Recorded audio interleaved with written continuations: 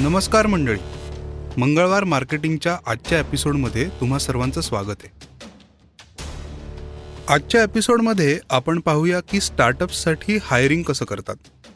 खूप लोकांनी मला हे प्रश्न विचारलेले आहेत की जेव्हा तुमची कंपनी ग्रो होत असते त्यावेळेस तुम्हाला असं वाटतं की आता आपण हायरिंग करायला पाहिजे, म्हणजे काही लोकांना आपण नोकरीवरती ठेवायला पाहिजे. आणि मग त्यावेळेस बरेचसे स्टार्टअप फाउंडर्स जे असतात त्यांना अनेक प्रश्न पडतात की नेमका माणूस कसा शोधायचा, किंवा त्या माणसाला तो माणूस योग्य आहे की नाही हे कसं ठरवायचं, किंवा किती पैसे द्यायचे. तर ह्याविषयी आपण आजच्या एपिसोडमध्ये पाहूया. सर्वात प्रथम जेव्हा तुम्ही असं ठरवता की आता हायरिंग केलं पाहिजे, तिथे सर्वात महत्त्वाचा प्रश्न तुम्ही विचारला पाहिजे आणि कदाचित त्या प्रश्नावरती जास्त विचार झाला पाहिजे. तो म्हणजे आपल्याला आत्ता हायर करायची गरज आहे का नाही. मुळात काय होतं की जेव्हा बिझनेस ग्रो व्हायला लागतो त्यावेळेस असं वाटायला लागतं की काम खूप होतंय आणि त्यामुळे आपल्याला एखाद्या मदतीची गरज आहे आणि पटकन असा विचार येतो की अरे आपण कोणाला तरी हायर करू. पण बऱ्याचदा असं होतं की जो कामाचा व्हॉल्यूम असतो हा काही दिवसांपुरता किंवा काही महिन्यांपुरता जास्त झालेला असतो. त्यामुळे मग फुल टाईम एम्प्लॉई हायर करायचा का तो पार्ट टाईम करायचा, किंवा कॉन्ट्रॅक्टवरती घ्यायचं का ऑन रोलवरती घ्यायचं, असे प्रश्न पण पडायला लागतात. पण जेव्हा आपण म्हणतो की हायर करायचं आहे त्यावेळेस आपल्याला याच्यावरती जास्त विचार केला पाहिजे की आत्ता आपल्याला खरंच त्या माणसाची किंवा एक्स नंबर ऑफ माणसांची गरज आहे का. हे 2 असेल, 5 असेल किंवा एकच असेल. तर या प्रश्नावरती जास्त फोकस केला गेला पाहिजे. जेव्हा असं ठरतं की आता नाही आपल्याला 2 माणसं हायर करायची आहेत, त्यावेळेस आपण किती पगार देणार आहोत हे ठरवणं आधीच खूप महत्त्वाचं आहे. यामध्ये एक गोष्ट अजून लक्षात ठेवली पाहिजे की मार्केट स्टँडर्ड्स जे आहेत, म्हणजे त्या पर्टिक्युलर जॉब डिस्क्रिप्शनला मार्केटमध्ये इतर कंपन्या, मग ती स्टार्टअप असेल किंवा मोठी कंपनी असेल, यांचा पगार किती आहे हे तपासून पाहणं आणि त्याची तुम्हाला आयडिया असणं पण खूप गरजेचं आहे. बऱ्याचदा स्टार्टअप फाउंडर्सची ही गल्लत होते की कमीत कमी पैसे देऊन आपण खूप चांगला रिसोर्स मिळाला पाहिजे असं लोकांना वाटत असतं. पण जर का तुम्ही मार्केट स्टँडर्ड प्रमाणे जर त्यांना पैसे दिले नाहीत तर त्यांना इतर ऑपॉर्च्युनिटीज भरपूर मार्केटमध्ये अवेलेबल असतात. त्यामुळे मग कमी पैशामध्ये एखाद्या नवीन कंपनीमध्ये काम करण्याचं मोटिवेशन त्यांना राहत नाही. सो मार्केट रेट हा सुद्धा खूप महत्त्वाचा आहे आणि शिवाय तुमचं बजेट. अजून एक मी सांगू इच्छितो की बऱ्याचदा स्टार्टअप फाउंडर्सला असं काय म्हणतात थोडंसं कंजूस व्हायला होतं की आपण ह्याला कमीत कमी पैसे देऊ. तर तसं करू नका. ज्या कामाचे जितके पैसे एखाद्या व्यक्तीला द्यावे लागतील तर तेवढे पैसे त्याला दिलेच पाहिजेत आणि त्यामुळे आपलं काम सुरळीत होणार आहे किंवा तो माणूस आपल्याकडे बरेच दिवस नोकरी करणार आहे हे लक्षात घेतलं पाहिजे. ह्याच्यानंतरचा मुद्दा असा आहे की जेव्हा तुम्ही त्याचा रेझ्युमे मागता किंवा बायोडेटा मागता त्यावेळेस बायोडेटावरची जी माहिती आहे त्याच्याही पेक्षा तुमचा जेव्हा इंटरव्ह्यू होतो त्यावेळेस तुमचं बोलणं काय होतंय आणि त्या माणसाकडनं काय काय विचारलं गेलं पाहिजे किंवा त्याला तुमच्या स्टार्टअपची आयडिया कशी द्यायला पाहिजे हे सुद्धा तितकंच महत्त्वाचं आहे. कारण की फक्त बायोडेटा चांगला आहे ह्या एका क्वालिफिकेशनवरती जर तुम्ही हायरिंग केलं तर बऱ्याचदा हायरिंग फसू शकतं.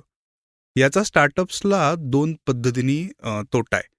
एकतर जे काम असाइन केलेलं आहे ते वेळात पूर्ण होत नाही आणि दुसरं परत एक नवीन हायर शोधायचा म्हणजे खूप मेहनत लागते आणि वेळ पण जातो.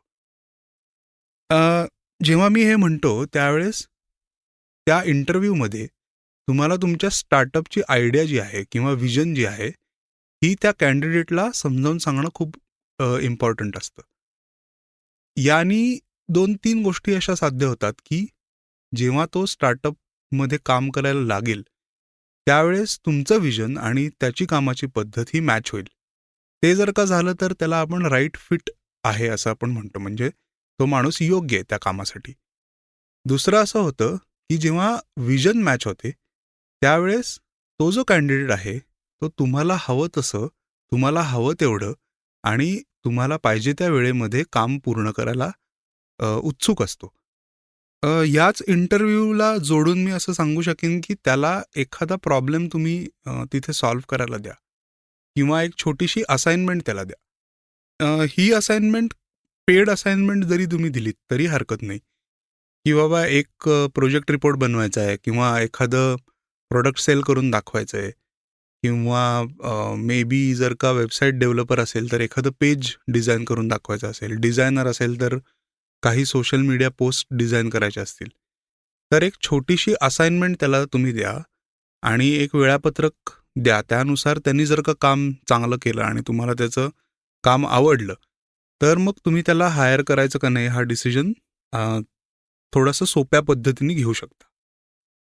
जेव्हा स्टार्टअप हा विषय येतो त्यावेळेस कल्चरल फिट म्हणजे तुमच्या स्टार्टअपमध्ये जे कल्चर आहे याला त्या व्यक्तीचं पर्सनॅलिटी म्हणा किंवा कामाची स्टाईल किती मॅच होतीये हे तपासणं सुद्धा गरजेचं आहे. या गोष्टीमुळे होतं असं की स्टार्टअप्सचं तुमचं जे कल्चर आहे ते एका विशिष्ट पद्धतीने काम करायची त्याला सवय असते किंवा समजा 2 किंवा 3 लोकं असाल तुम्ही, तर तुमची एक कार्यपद्धती ऑलरेडी ठरलेली असते. त्याच्यामध्ये जेव्हा नवीन माणूस एंटर होतो आणि त्याची जर का कामाची स्टाईल पूर्णपणे वेगळी असेल, तर मग ऑलरेडी काम करणाऱ्या लोकांमध्ये आणि त्या नवीन माणसामध्ये बरेचसे मतभेद होऊ शकतात. यानी तुमच्या ऑफिसचं किंवा बिझनेसचं एक वातावरण थोडंसं दूषित होऊ शकतं आणि मेन म्हणजे तुमच्या ज्या टाईमलाईन्स आहेत, त्याच्यावरती त्याचा इफेक्ट होतो. म्हणजे वेळेत काम पूर्ण न होणं असेल किंवा कामामध्ये एरर्स वाढणं असेल किंवा खूप बऱ्याचशा वेळेस की कमी महत्त्वाच्या किंवा अनावश्यक चर्चा खूप होतात आणि मग त्यांनी जे काम करायचं आहे ते मागे पडतं. सो या गोष्टी जेव्हा तुम्ही लक्षात ठेवता, त्याच्यानंतर जेव्हा तुम्ही अपॉइंटमेंट लेटर देता त्याला किंवा जेव्हा एखादा माणूस तुम्ही सिलेक्ट करता, त्यावेळेस त्याच्या लीगल फॉर्मॅलिटीज करणं सुद्धा तितकंच इम्पॉर्टंट आहे. म्हणजे अपॉइंटमेंट लेटर देणं असेल किंवा ऑफर लेटर ज्याला आपण म्हणतो ते असेल. तुम्ही काही कॉन्ट्रॅक्ट करून घेत असाल, नॉन डिस्क्लोजर ॲग्रीमेंट असेल, तर ह्या सगळ्या लीगल फॉर्मॅलिटीज त्याच्याबरोबर पूर्ण करणं आणि त्या दोघांनाही मान्य असणं हे तितकंच महत्त्वाचं आहे. एकदा तो एम्प्लॉई जॉईन होणारे किंवा तो आपल्याला कंपनीमध्ये मदत करणारे हे जेव्हा ठरतं, त्यावेळेस एम्प्लॉईची ऑनबोर्डिंग प्रोसेस जी आहे, म्हणजे त्याच्या कंपनीची एंट्री आपण असं म्हणू, तर ती सुद्धा खूप सुरळीत असणं तितकंच महत्त्वाचं आहे. याचं एक उदाहरण मी तुम्हाला देतो, की समजा मी एका कंपनीमध्ये जॉईन होतोय, तर तिथे मला एक प्रकारचं इंडक्शन दिलं जातं. म्हणजे की कंपनीचं कल्चर कसं आहे, ओव्हरऑल कामाची पद्धत काय आहे, काय रिसोर्सेस अवेलेबल आहेत, म्हणजे सेल्सचं प्रेझेंटेशन असेल किंवा एखादं टेम्पलेट असेल किंवा वेगवेगळे टूल्स असतील त्याचा ॲक्सेस असेल. तर ह्या सगळ्या गोष्टी शक्यतो 1 ते 2 दिवसामध्ये त्याचं ऑनबोर्डिंग तुम्ही नीट पद्धतीने केलंत, तर त्या नवीन जॉईन होणाऱ्या व्यक्तीला असं वाटू शकतं, की अरे हो, ही कंपनी तर आपल्या खूप परिचयाची आहे आणि त्यामुळे त्याचं काम एकदम सुरुवातीपासनं ऑन पॉइंट ज्याला आपण म्हणतो, म्हणजे त्याच्यामध्ये काही एरर्स न राहता किंवा काम शिकण्यामध्ये वेळ न जाता काम पटापटा सुरू होतं. आता शेवटचा मुद्दा ह्याच्यामधला बराचसा पर्सनल एक्सपिरियन्समधनं म्हणा किंवा ओव्हरऑल हायरिंग जेव्हा फेल होतं, त्याच्यामधनं मिळालेला हा मुद्दा आहे, की हायरिंग प्रोसेसमध्ये तुम्हाला पेशन्स ठेवणं खूप गरजेचं आहे. उदाहरणार्थ तुम्ही जर 6-7 इंटरव्ह्यू घेतले आणि तुम्हाला एखादा माणूस जर का पटत नसेल किंवा क्लिक होत नसेल, तर तो लवकर हायर करायचा आहे म्हणून चुकीचा माणूस निवडणं, हे स्टार्टअपसाठी सगळ्यात महागडं काम असतं. आणि त्यामुळे की पेशन्स ठेवा आणि योग्य तो माणूस तुम्ही हायर करा. सोबतच जेव्हा तुम्ही स्टार्टअप हायरिंग हा विषय बघता, त्यावेळेस पहिले 5 ते 10 जे हायर्स असतात किंवा 5 ते 10 जे एम्प्लॉईज असतात, हे तुम्ही अशा पद्धतीने सिलेक्ट करा, की हे एम्प्लॉईज तुम्हाला 5 वर्ष, 10 वर्ष किंवा थोडंसं लाँग टर्म ह्याच्यामध्ये साथ देतील. 6 महिन्यात, 8 महिन्यात नोकरी सोडणारी लोकं शक्यतो हायर करू नका. त्याचा त्याची दुसरी बाजू अशी पण असते, की ते तुमच्याकडे कसे टिकतील हे तुमच्या कार्यपद्धतीवरती आणि स्टार्टअपच्या ग्रोथवरती पण अवलंबून आहे. पण अशी माणसं सिलेक्ट करा की जी तुम्हाला अडीअडचणीला सुद्धा तुमच्या साथीला असतील आणि मग त्याचमुळे तुमचा स्टार्टअप ग्रो होणार आहे. ह्याच्यामध्ये सगळ्यात अवघड असतं तुमचा पहिला हायर. जेव्हा तुम्ही फर्स्ट एम्प्लॉई हायर करता ते सगळ्यात जास्त अवघड असतं. पण ह्या ज्या आपण टिप्स आत्ता सांगितल्या तर त्याच्यातनं तुम्हाला नक्की फायदा होईल. तुमच्या काही हायरिंग संबंधी काही प्रश्न असतील किंवा तुमचे काही अनुभव असतील हायर करतानाचे, तर ते मला ऐकायला नक्की आवडेल. सो माझा इंस्टाग्राम हँडल आहे सोहम एस आणि तिथे तुम्ही मला डायरेक्ट मेसेज करू शकता किंवा डिस्क्रिप्शनमध्ये माझा ईमेल आय डीसुद्धा देतो. आणि मंगळवार मार्केटिंगवरती असंच प्रेम करत राहा.